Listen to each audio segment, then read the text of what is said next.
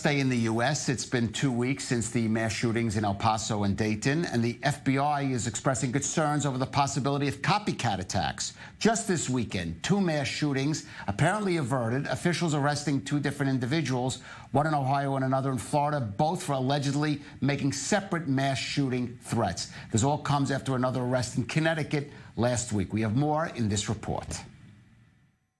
Today, James Reardon Jr. scheduled for his first court appearance in Youngstown, Ohio.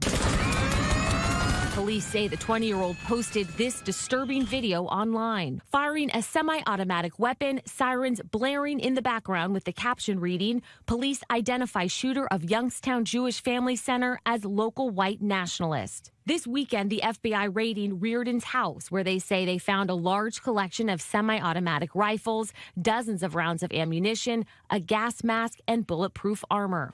In an affidavit, police also claiming Reardon attended the deadly 2017 Charlottesville Unite the Right rally, discovering he spoke on National Geographic about his beliefs. Reardon's arrest coming the same day as this dramatic arrest in Daytona Beach, Florida, recorded on body cam video. Do you have any weapons we need to know about?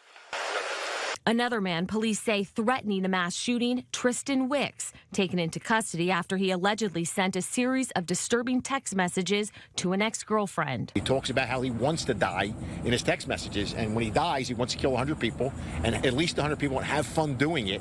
Police say that an ex-girlfriend alerted them to the texts. In one, the 25-year-old allegedly writing he wanted to break a world record for longest confirmed kill ever. And yet another arrest. Authorities in Norwalk, Connecticut say Brandon Wagshole expressed interest in committing a mass shooting on Facebook. Officials seizing weapons, ammunition, and body armor from his home last week.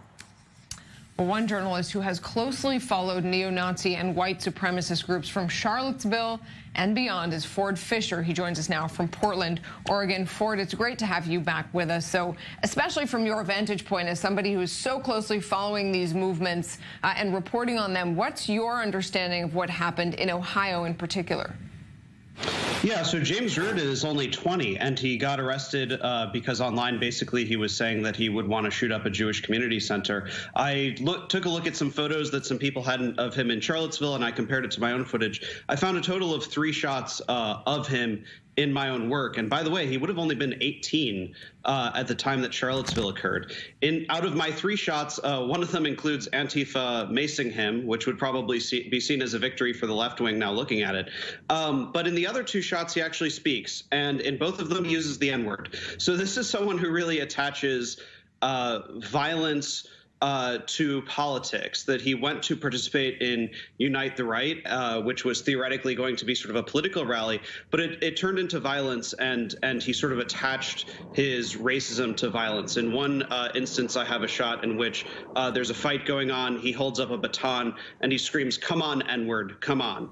And in another instance, he uses the same racial epithet while yelling at a constitutional militia group who basically pushed him away. They wanted nothing to do with him, and they sort of held a rifle at lower ready and kind of forced him to stay away from them. So this is someone who attached politics to violence, and it's very clear that 2 years later, he still felt that way. Well, Ford, you mentioned Antifa. I know you're in Portland now. You're covering those events there, which pit Antifa against a group called the Proud Boys. Put us in context. Is that similar to this, the kind of confrontation in Charlottesville, or are we talking about something a little different? Yeah, so I think the main difference is that the Proud Boys are kind of civic nationalists, it might be a way to describe them, which is that they're pro-Trump and they sort of believe themselves to be nationalists, but they don't believe themselves to be ethno-nationalists. So whereas somebody like James Reardon or participants in Unite the Right explicitly believe in a racially sort of exclusionary ideology, the Proud Boys specifically kind of think of themselves as pro-West, American Christian, and so forth, but not racial. On the other hand, the Antifa very much see these groups as in alignment. A lot of Antifa sort of view the Proud Boys and groups like them as fascist adjacent. and they cite, some kinds of overlaps that happen when members of one group sort of go to the other thing. The interesting thing about Portland this weekend is that President Trump had said at the beginning of the morning that he's looking very closely at the situation, and he wants to look into calling Antifa a terror organization. Sort of never mind that Antifa doesn't believe itself to be an organization at all, but rather an ideology or a tactic. But the Proud Boys, their entire rally was called End Domestic Terrorism. So Trump, in a way, kind of endorsed the exact line of thinking that the Proud Boys brought into it. And sort of both sides were trying to paint the other one as violent and themselves as nonviolent. Right. And of course, we remember the reaction initially, at least to Charlottesville, and the controversy over President Trump saying that both sides had some legitimacy. Ford Fischer in Portland, Oregon, a pleasure to have you with us. Really interesting take and perspective on a very concerning phenomenon that seems to be rising and rising in the United States.